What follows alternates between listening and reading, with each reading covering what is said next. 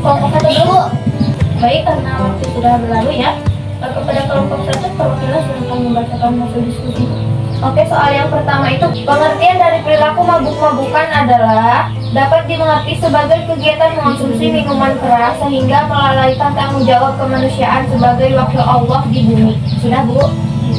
Soal yang kedua, jenis-jenis. Yang pertama bir, yang kedua brandy, yang ketiga vodka. Sudah, Bu? Oke, untuk pertanyaan yang terakhir itu akibat negatif perilaku mabuk-mabukan, betul? Yang pertama melanggar larangan agama, yang kedua terlarang melaksanakan ibadah selama 40 hari, yang keempat menghias diri dengan kekotoran dan kekejian. Sebenar, Bu? Mungkin menimbulkan gangguan mental organik, menimbulkan kejahatan di masyarakat. Yang terakhir mendapat sanksi. Sudah, Bu? Untuk kelompok 2 silakan untuk membacakan soal yang pertama tadi, hikmah dari larangannya, Bu. Ya. Hikmah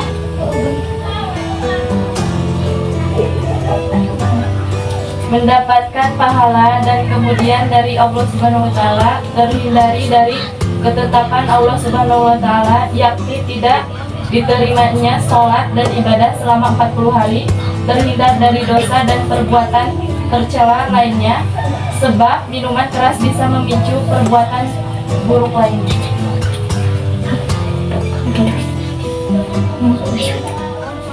Yang soal kedua, cara menghindari minuman keras. 1. Mendekatkan diri kepada Tuhan yang Maha Kuasa. Modal utama kita untuk melawan godaan minuman keras adalah iman. Yang kedua, menolak ketika ditawari minuman keras. Yang ketiga, mencari tahu tentang bahaya minuman keras. Baik, jadi pengertian dari perilaku mabuk-mabukan itu, perilaku mabuk-mabukan dapat diartikan sebagai kegiatan mengkonsumsi minuman keras sehingga melalaikan tanggung jawab kemanusiaan sebagai wakil Allah di muka bumi. Jadi dengan demikian dapat dikatakan perilaku mabuk-mabukan diakibatkan oleh khamar yang berarti minuman keras. Untuk jenis-jenisnya itu ada bir. Bir secara harfiah itu adalah minuman yang beralkohol yang diproduksi melalui proses fermentasi berpati atau tidak melalui proses penyulingan serta fermentasi. Yang kedua itu brandy. Brandy atau dalam bahasa Inggris brandy berasal dari bahasa Belanda, yaitu istilah untuk minuman anggur hasil distilasi dan biasanya memiliki kadar etanol, kadar etil alkohol sekitar 40-60%. Yang ketiga itu vodka. Vodka itu sejenis minuman beralkohol berkadar tinggi, bening dan tidak berwarna. Kemudian akibat negatif dari perilaku mabuk-mabukan itu, yang pertama melanggar larangan agama, sebagaimana dalam Al-Quran surat Al-Maidah ayat 90 yang artinya, hai orang-orang yang beriman, sesungguhnya minuman khamar, berjudi, berkorban untuk berhala, dinasib dengan panah adalah termasuk perbuatan syaitan. Maka jauhilah perbuatan itu agar kamu mendapat keberuntungan. Yang kedua, larangan melaksanakan ibadah. Jadi dalam Al-Quran surat An-Nisa ayat 43 yang artinya, hai orang-orang beriman, janganlah kamu sholat sedangkan kamu dalam keadaan mabuk sehingga kamu mengerti apa yang kamu ucapkan. Yang ketiga itu menghias diri dengan kekotoran dan kekejian. Yang keempat, menimbulkan gangguan mental organik. Yang kelima, menimbulkan kejahatan di masyarakat. Yang kelima itu mendapat sanksi. Yang pertama itu sanksi agama.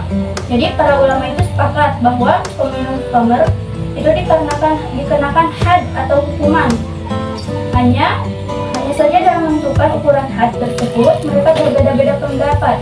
Menurut Imam Syafi'i dan Abu Dawud berpendapat bahwa had bagi peminum khamr dicambuk sebanyak 40 kali.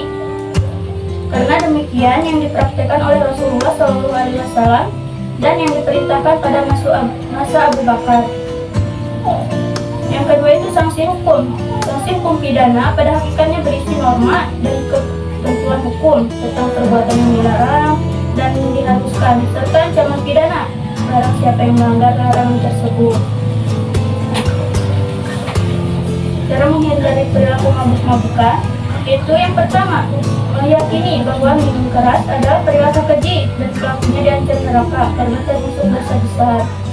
Yang kedua, merenungkan dampak buruk mabuk-mabukan bagi kesehatan maupun secara sosial.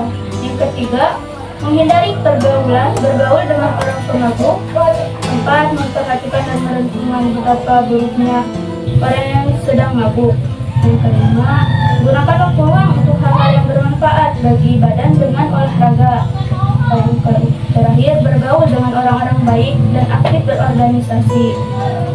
Hikmah dari larangan perilaku mabuk-mabukan. Yang pertama, konsumsi khamar di samping ada manfaatnya, tetapi keburukan yang ditimbulkan jauh lebih besar. Yang kedua, pengharaman mengkonsumsi khamar didasarkan atas akibat yang ditimbulkan, yakni hilangnya akal, nalar yang ada pada diri manusia.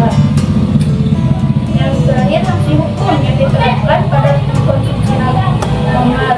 Pada dasarnya itu menjaga kesadaran dalam beribadah, memberikan efek jera pada pelakunya dan menjaga keteraturan dalam masyarakat.